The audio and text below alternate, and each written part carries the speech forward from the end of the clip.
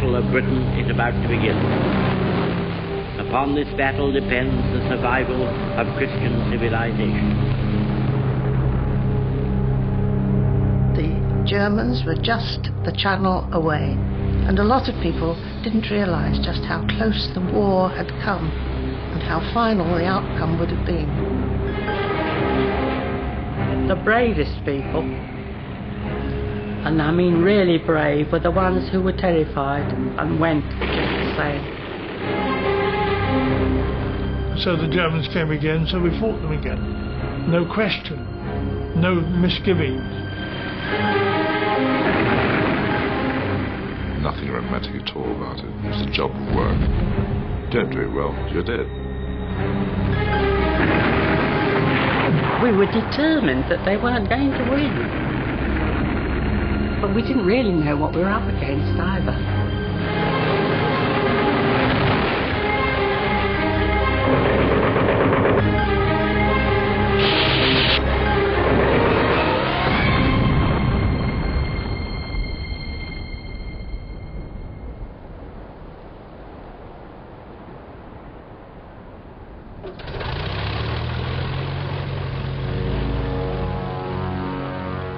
In August 1940, Germany launches the greatest aerial offensive the world has ever seen.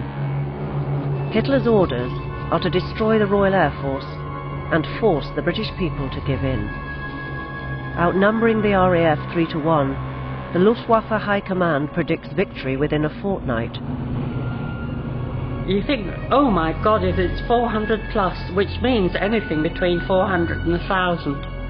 You've no idea how, because they're not countable, so you've no idea what's coming. And you know you've got sort of 3.5 squadrons up against them. I think we all were a little apprehensive. Must have been some people very, very worried, because immediately before we actually entered the Battle of Britain, our CO and one flight commander just walked out. So actually we went into the battle with one flight commander only, and a bunch of very young pilots.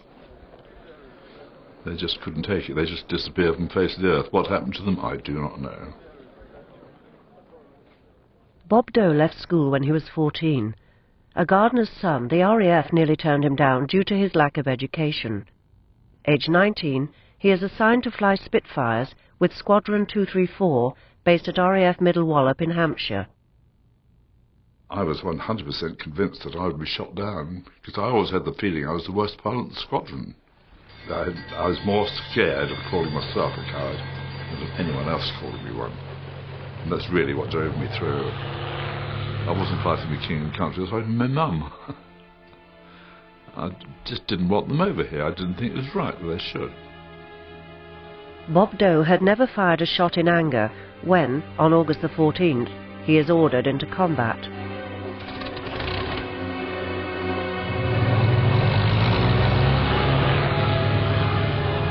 We took off on our first scramble and flew in tight formation, which is really stupid, because it means that the only person who's looking around is the leader. Everyone else is spending their time formating. And we proceeded to do everything wrong that we possibly could do wrong. All of a sudden, we found ourselves in the middle of a couple of hundred things with black crosses on. I was so surprised, frankly. We turned and found we'd lost 3 planes. They just disappeared. And at that stage, we all split up all over the place, and I found myself behind German bombing. And knowing what I thought my shooting skills were, I kept as close as I could and opened fire, and he just turned over and went down into the sea. And I really felt thrilled, because I hadn't made a fool of myself, which I had expected to do. The dramas unfolding over southern England are watched avidly. Every day the newspapers and radio keep score as the RAF and Luftwaffe fight for control of the skies. Tally-ho! There they are, Jerry's. There's a stream of lead from the guns, and he's got him. That's one down. In a way, I think children thought it was all rather an adventurous game. We're really not so concerned about our safety. We were more concerned with the thrills. Bess Walder lives in North London. Her father fought in the First World War. Now Bess dreams of joining the Royal Navy and going to sea. Children and teachers leave at once for their trench shelters in the playing field. It takes much more than an air raid siren to worry the children. War had become part of our daily lives. We learnt how to distinguish the sound of the Luftwaffe from the sound of the British aircraft that were flying. One could tell what sort of plane it was. Dorniers had a special noise. They went brum, brum, brum, whereas our aircraft had a much more continuous sound. I could reasonably accurately identify the puzzles in the aeroplane spotter as silhouettes. They used to give snippets of planes and you had to put a name to that plane. So I can remember the Spitfires, the Hurricanes, the Tiger Moths, and to me that was really extremely interesting.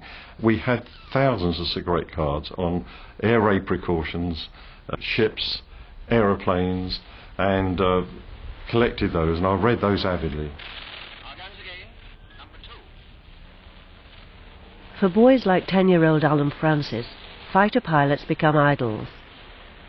Our heroes were ace flyers, the Douglas Barders, Sailor Milan and Cat's Eyes Cunningham. I recall eating a lot of carrots, having been told and fallen for it, that Cat's Eyes Cunningham was an expert night fighter, and he ate a lot of carrots. Of course, it wasn't until after the war that one read that that was to hide the secret of the radar. Who that fooled, I don't know, but it certainly fooled me. From the first days of the Battle of Britain, radar is the main advantage the RAF holds. It gives them early warning of German attacks. But with many more planes than the RAF, Luftwaffe bombers still frequently reach their targets, Britain's fighter bases. We knew we were getting short of squadrons and pilots, but we didn't doubt that they would do it. The pilots were protecting our country, all our people, everybody. And so everybody was going to, and that included the civilians, going to fight right to the bitter end, killed or be killed, in fact. 21-year-old volunteer Edith Heap is on her way to work at the operations room of RAF Debden, near Cambridge, when warning comes of an enemy attack. 8 o'clock in the morning, the sirens went. So we just set off and ran like the clappers to the ops room and just got in before the door shut. And then it started.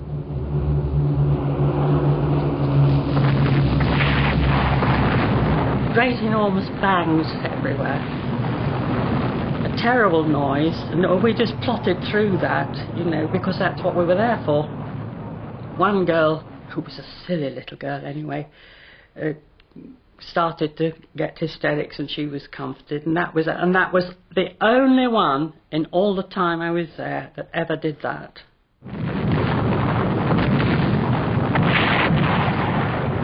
And it's a matter of half a minute, 2 minutes, something like that, because they're gone, they're cross and gone, and so that's it. You probably don't have time to register the terror. I think that's the whole answer. Because afterwards you think, oh my God, you know, and I'm still here. You had the fire engines and the ambulances screaming all over the aerodrome as well. It's quite chaotic. People were very stoical about it. Everybody set about putting it right and getting, as long as they could get the aircraft back in and serviced and off again, that was all that mattered, and that was what was done. Thousands of civilians are mobilised to help repair damaged planes and patch up the battered fighter bases. As the RAF struggle to stay in the battle, people in southern England fear their homes will be the next target. The immediate war caused quite a sensation in the school, because we all had to take home a letter from the school authorities to say, did we wish to be evacuated? and it was a decision for the parents to take. One option was to go to Canada for the war, and I recall the discussion at home. Were my brother and I to be sent to Canada for the duration of the war, and the decision, thank goodness, was no, we won't. We'll see it out.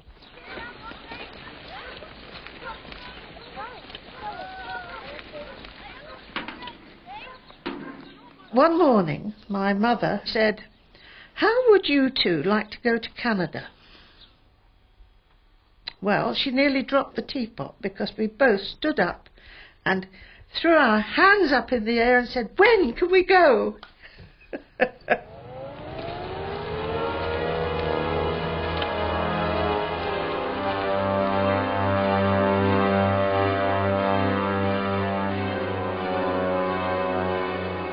In the school, what caused the main sensation was the fact that of our school, 6 went to Canada. Because hundreds of children went from all the schools. It must have been all the same across London. But the ship was torpedoed, and there were these, in our school, 6 vacant desks. In our class, there was a Bruce Hilliard and a Henry Smulovich, my mates, who were no longer there. And that really hit home to us that there was going to be big trouble.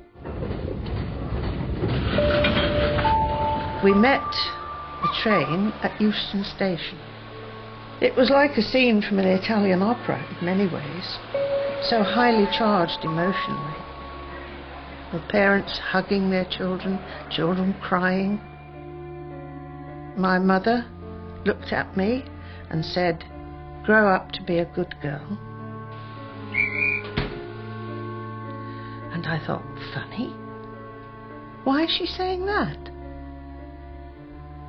My father said to me, "Look after that young man," meaning my brother. And I said, yes, I would. And I was a bit puzzled. Why? Why did she say, "Grow up to be a good girl"? And I realised then that they thought that maybe they would never see us again.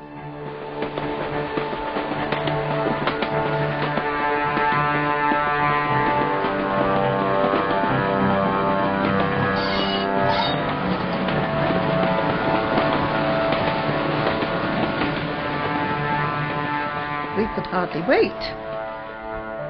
And the thoughts of Canada filled us with, great joy.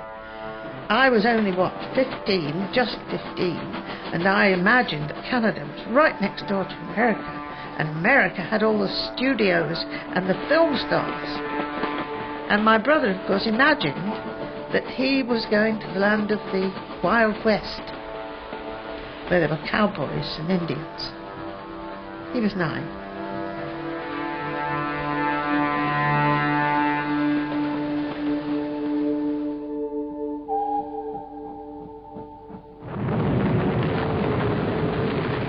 Within 5 days of their first attacks on British fighter bases, the Luftwaffe has destroyed over 140 RAF planes. We'd been knocked about. We'd lost a lot of pilots, and half a dozen new ones were posted in. They'd done on average 6 hours flying in Spitfires. How could they cope? And if you can imagine them sitting there, we had no spare airplanes, so you couldn't spare an airplane for them to get any practicing. And they'd see us take off 8 pilots and 7 come back. 7 pilots take off, 6 come back. How did they feel? I think they had a worse time than I ever had. When we lost crews, for instance, we had what amounted to a wake, I suppose. We used to go either to the local pub or the mess and drink to them. It was odd, quite peculiar, because it had an atmosphere of its own, that. Nobody said anything, but that's what you were doing. You were actually drinking to them. And the civilians didn't understand that. From among the pilots who survive, heroes emerge. They're picked out for special treatment by the nation's leaders.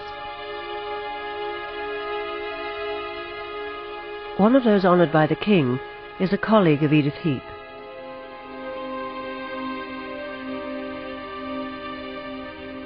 Well, there was the famous Dickie Lee. He was a fantastic pilot.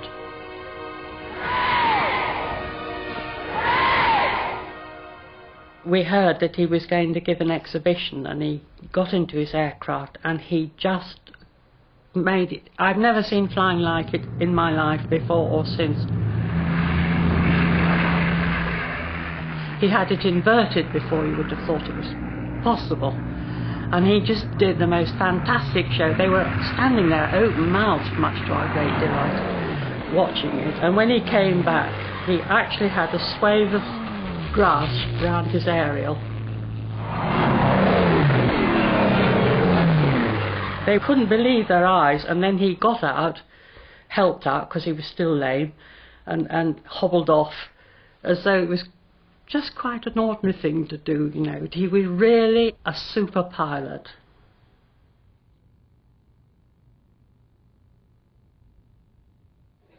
Every effort is made to promote the prowess of RAF pilots, especially to journalists from abroad. Among them is 26-year-old American Whitelaw Reid, working for the New York Herald Tribune, which has opposed the United States entering the war.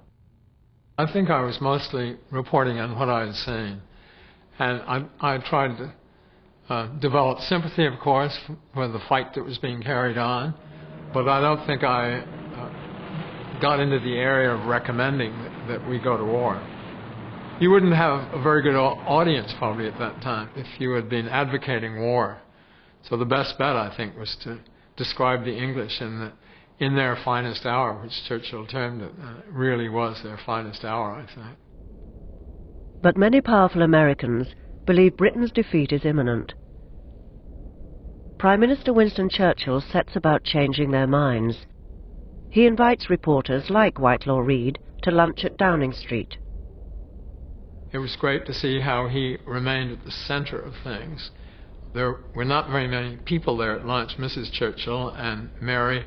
Churchill didn't talk too much at the time, but afterwards he was really generous in what he had to say about the Herald Tribune. It's exciting to be a small cog in the process of reporting on what was going on and helping to turn the tide just a little bit maybe in favor of America coming to the rescue at the end.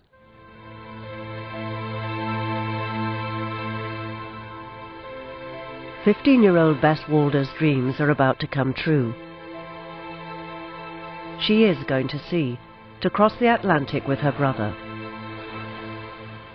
They set off from Liverpool, bound for Canada. When we were taken to the docks, first thing the next morning, there was this magnificent ship lying in the harbour. And as we walked up the gangplank, the most amazing sight met our eyes. It was a floating palace. 90 children and a few adult escorts set sail on a cruise liner, the city of Benares, for the 12-day journey. And so we sailed out into Liverpool Bay, and we heard the sounds of children singing all the way along, because we all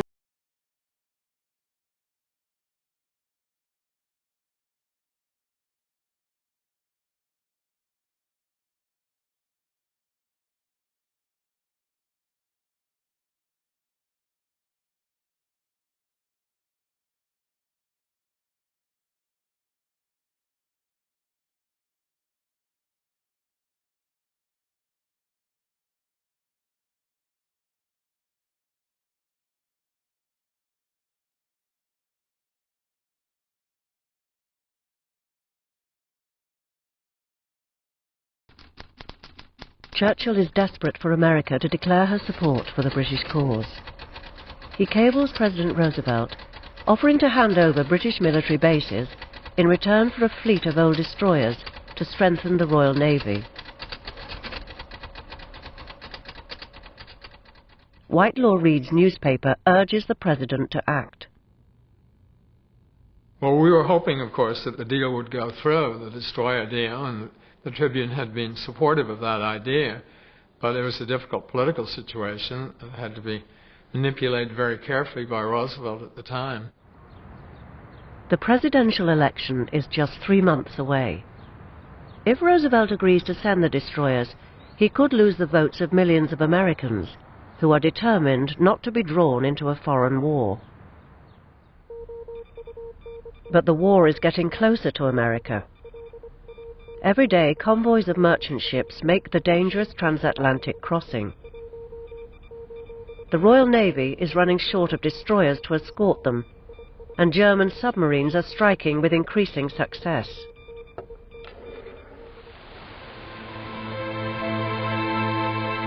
The cabins were on the deck, just above a row of bathrooms which were set aside for the children. And boys were on one side of the ship, the girls were on the other. So my father's instructions to look after that young man didn't get very far, because I really had no idea what he was getting up to, which was probably just as well.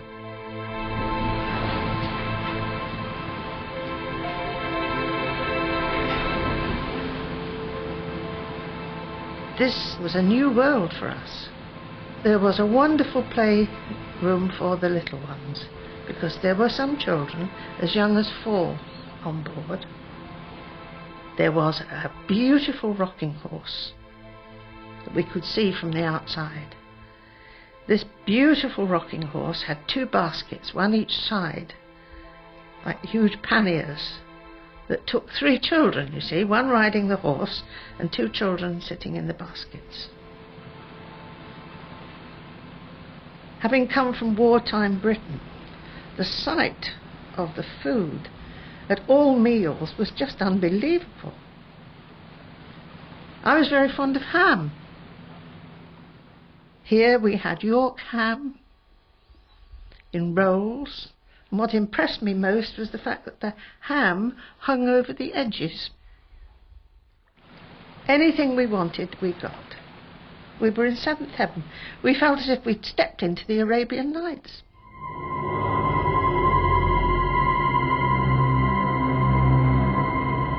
On the morning of August the 18th, the Luftwaffe launches its largest attack yet on British fighter bases. RAF commanders throw every available fighter into the air.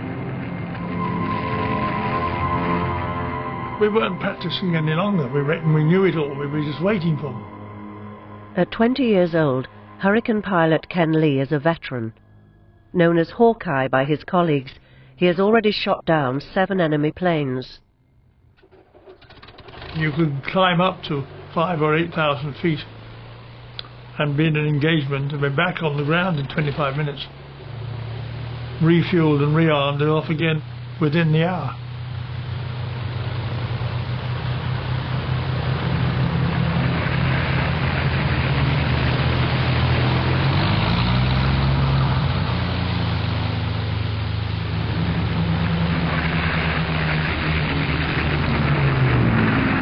I was keen to get up and get at them, as it were, and increase my score if I could. Tally ho is that when you've actually seen them and you don't need the ground control to tell you any further. Now you've got them in the eyeball. I was a great believer in going straight in, bald-headed, take the shortest route possible to him. This didn't give him time to think what he was going to do. While Spitfires take on the fighters that escort German bomber squadrons, Hurricanes attempt to strike at the bombers themselves. Their best chance is to get enough height to dive out of the sun. We climbed up and up and up and up, 17,000 feet. We were struggling for height all the time, forcing and pushing it on your throttle to try and get the aircraft to catch up and get within range.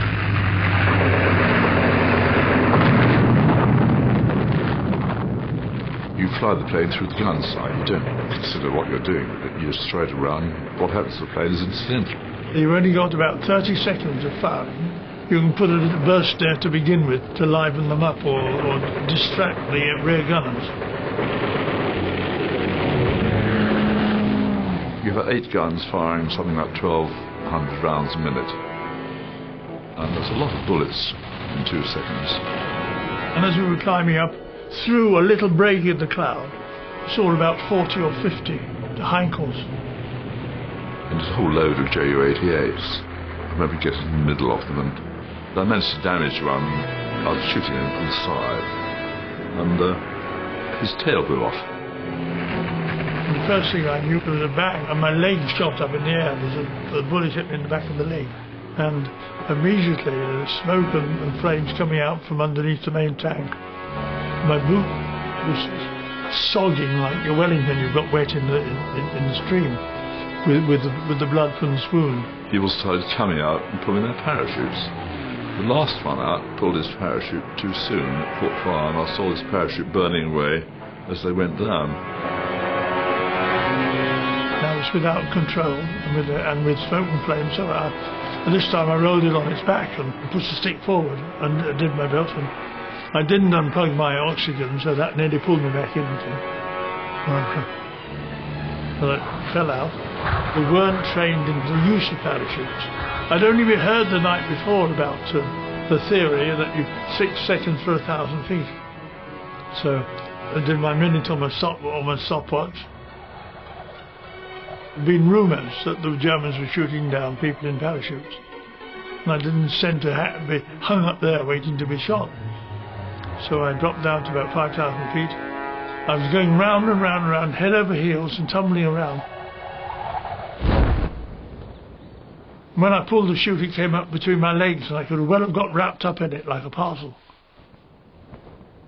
And then, of course, I came wafting down in a cornfield, and an old chap jumps out from the corn with a military cap on and a gun, which apparently he'd captured in Gallipoli himself from the Turks. I wasn't in uniform. I was just in shirt sleeves, no means of sort of identifying myself.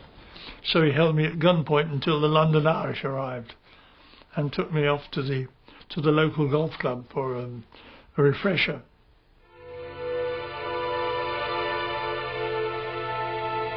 By the end of the day, RAF bases have suffered extensive damage, but none have been closed.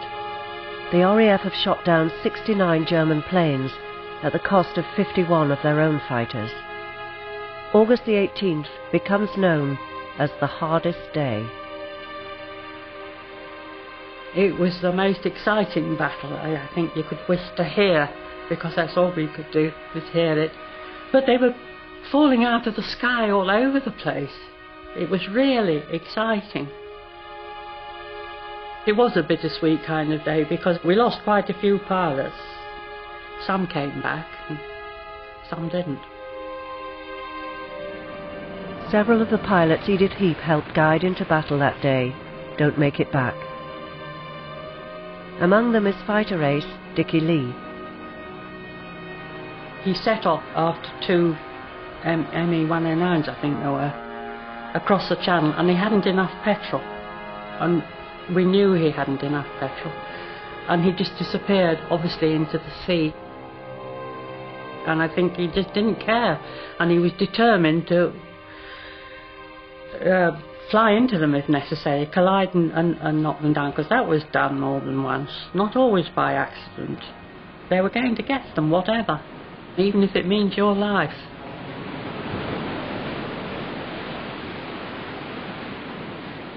Three days after leaving home, the children on board the City of Benares receive warning of a storm ahead. The weather deteriorated very fast. The captain said, "There is a gale, stay below." And in fact, the gale blew up into a gale force 8. Nobody who has not been on board a ship in the North Atlantic in gales probably hasn't much idea of how ferocious it can be. So we were quite happy to stay below.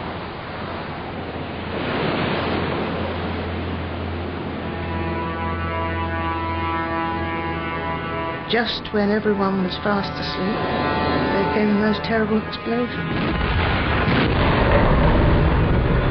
The whole boat shuddered. The lights went out. Someone, I don't know who, came along, took me by the hand and said, "Come on with me." and led me up onto the boat deck, where the scene that met our eyes was one of total chaos. To start with, the boat deck was now at this position because the ship was sinking. The davits that hung down from the lifeboat harness, they were being let down at the same angle as the ship was sinking. So they were swinging wildly. And the boats themselves were rocking.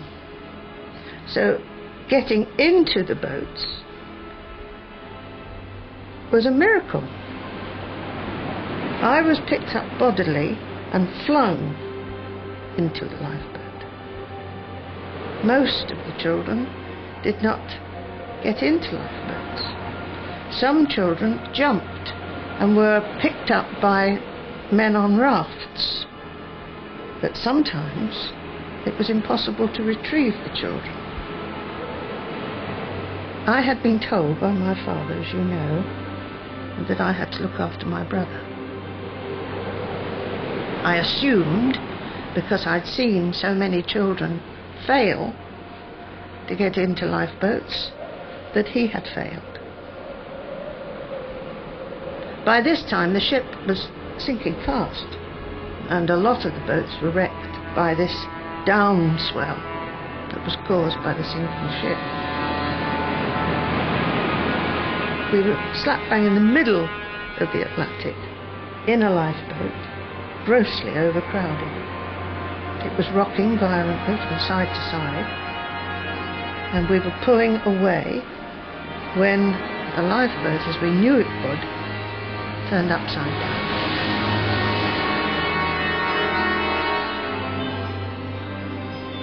It was like going down a vast, green, shiny, watery tunnel. And then I did, in fact, feel myself coming up. And as I came up, incredibly, I had come up close to the upturned lifeboat. And I stretched out, and my hands clutched onto the key.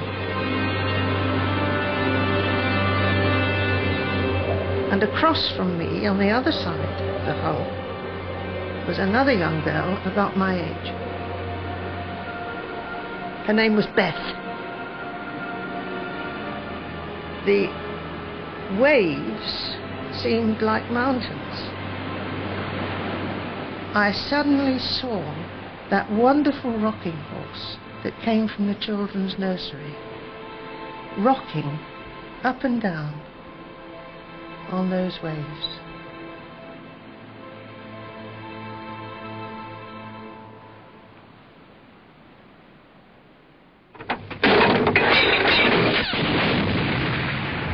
Throughout late August, Luftwaffe bomber squadrons keep coming. RAF pilots, despite their inferior numbers, remain defiant.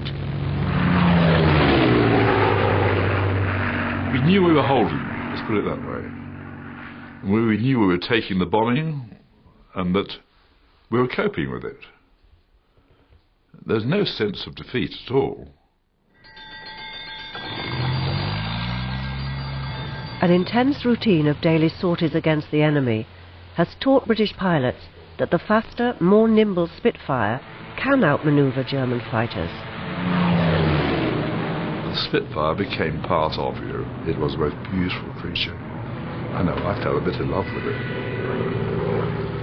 I used the throttle open very gently, and all of a sudden this tremendous power suddenly seemed to go through the airplane. And it was the most wonderful feeling. You were part of the air, you were a bird in the air. You didn't have to think about turning. You did turn, it just automatically went. You weren't sitting in an airplane, you were part of the airplane. It was a dream. In the heat of battle, some young pilots like Bob Doe surprise even themselves. It's just a question of ego, I suppose. You reckoned you were doing all right, thank you very much. And your ground crew decided taking a pride in you too. It wasn't until you got about 5 or 6 shot down that you suddenly found the ground crews are painting little swastikas on the side of your aeroplane. And this was rather nice. First time in my life when I began to realise that people were looking at me and grateful for something that I'd done. I was a very big fan of Biggles when I was a child. John's stories of Biggles. I used to read a lot of those. And I remember that when you got 5 kills, you became an ace. And I thought, good God, I'm an ace. I never said anything about it. But I felt very chuffed, and I had a private celebration. I had a pint of beer before I went to bed. Never in the field of human conflict was so much owed by so many to so few. Churchill pays homage to the courage of RAF pilots. His speech is broadcast around the world. All our hearts go out to the fighter pilots, whose brilliant actions we see with our own eyes day after day. I hope, indeed I pray, that we shall not... In Washington, his words no longer fall on deaf ears. President Roosevelt finally acts, pressing Congress to accept Churchill's request for American destroyers. It was quite a bitter debate, and all the isolationist types didn't want to have it happen because they thought it might lead us further into war, of course. But I think a number of leading politicians in the U.S. on both sides, Democrat and Republican, supported it, and so the day was carried. Finally, Churchill has the deal he's been waiting for, a clear signal that America will support the British war effort. The news is eagerly announced in London. The government of the United States, in return for the grant of certain bases in British possessions in the Western Hemisphere, will turn over to the Royal Navy 50 American destroyers to be delivered ready for immediate use.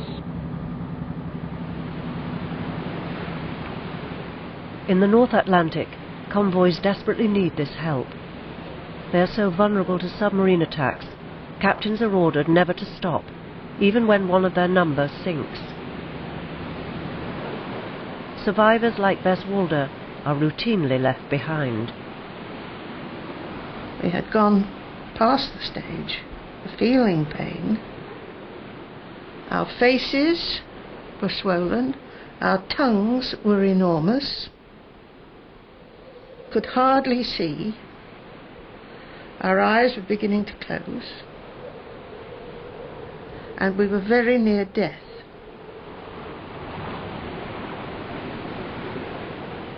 I wished to return to my parents to explain what had happened and how it was that my brother was no longer alive. That's what drove me. And I said through my swollen lips to Beth, "We'll hang on." And she said, "Yes." It's sheer animal instincts to survive. Because there was 2 of us, we were, if you like, inextricably linked. We'd gone that far, we were not in the business of giving in.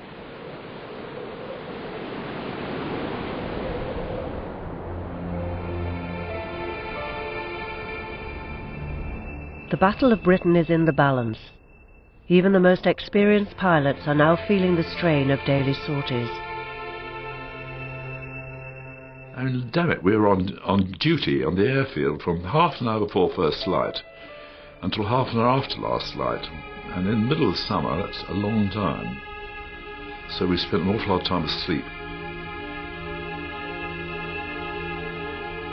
Luckily, we had someone to wake us up, a batman, and we'd wander down to the mess, fall down to the mess, where they'd serve you lots of toast, a thing they called butter. I don't know what it was, it was like axle grease, really.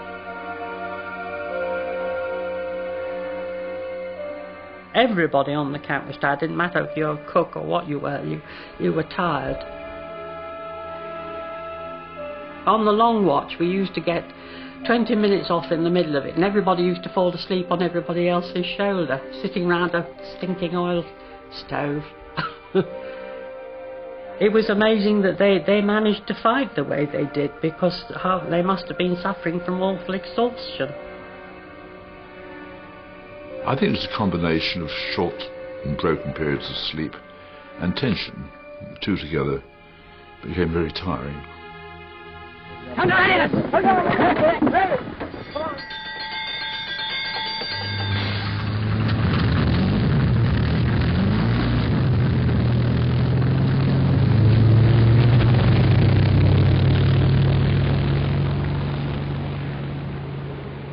The weather was still as bad as ever. Clouds were scudding across the sky, gathering ready for nightfall. And then suddenly, and quite unaccountably, I saw something moving on the horizon. And this spot grew larger and larger and larger until the shape became that of one of His Majesty's destroyers, steaming towards us, being battered by the waves, going as fast as any ship could possibly go. Detached from another convoy, HMS Hurricane has been given exceptional orders: search for the children from the city of Benares. Having spent all day looking, the crew is on the point of giving up. We were too close to death to make any kind of move. We watched a lifeboat being lowered, and the men inside it were cheering and shouting and saying, "Hang on, hang on, we're coming." We could hear noises coming from the destroyer, and it sounded like a rugby crowd. They were the men cheering and shouting. The coxswain of the lifeboat stretched his hands out and said to me, "Come on, darling, let go." Do you know, I couldn't. I couldn't let go. My hands were stuck tight. And he forced my fingers back, away from the keel,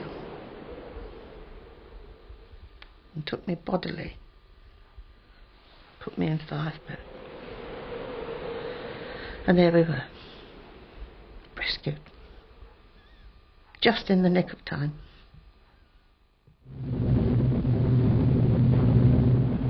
The Luftwaffe continues to bombard British bases, in the belief that the RAF is down to its last few hundred planes.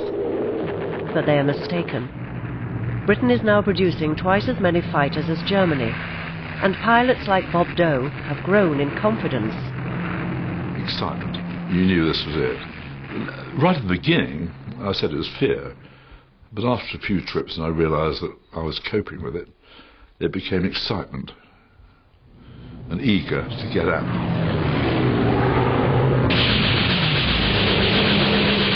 And it made people grow up quickly as well, and all right, 1920, they're very young, but they soon became men. You could visibly see that happen. Because when you're going up and dicing with death every 5 minutes, you're going to lose that youth, aren't you? Well, in 2 months I went from being an immature and rather scared young boy to being a fully grown and very competent fighter pilot.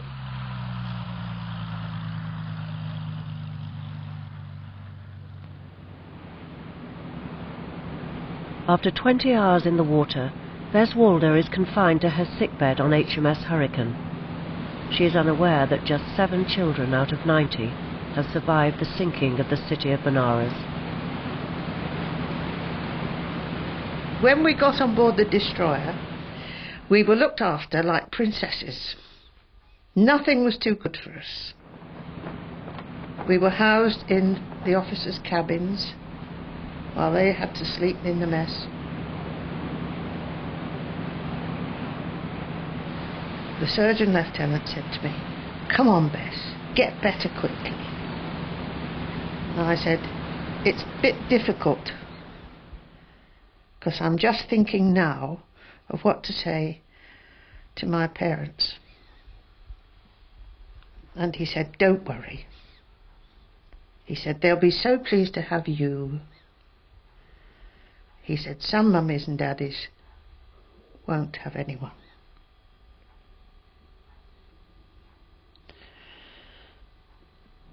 And the day after that, the captain banged on the cabin door and shouted to me, "Sit up, miss!"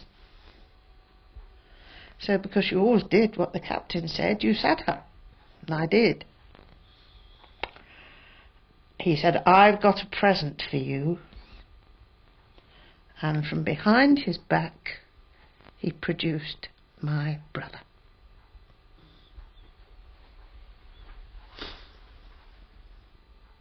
My brother had been rescued some time before me. And there he was saying to me, "What are you doing lying there?" And just like a very cross mother, I said, "Where have you been?" And then, of course, we had a big hug and kisses, which disgusted him.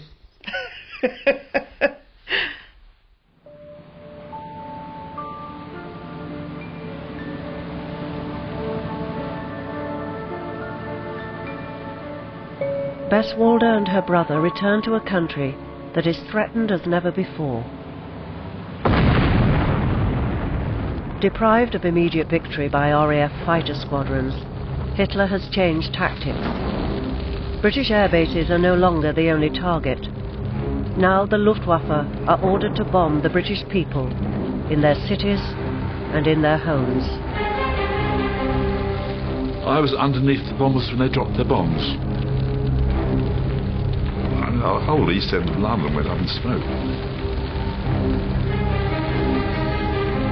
The whole sky was red, completely red, with fires. We were at war. It was a strange thing. I mean, we'd been at war, but this was now our war, the civilian war.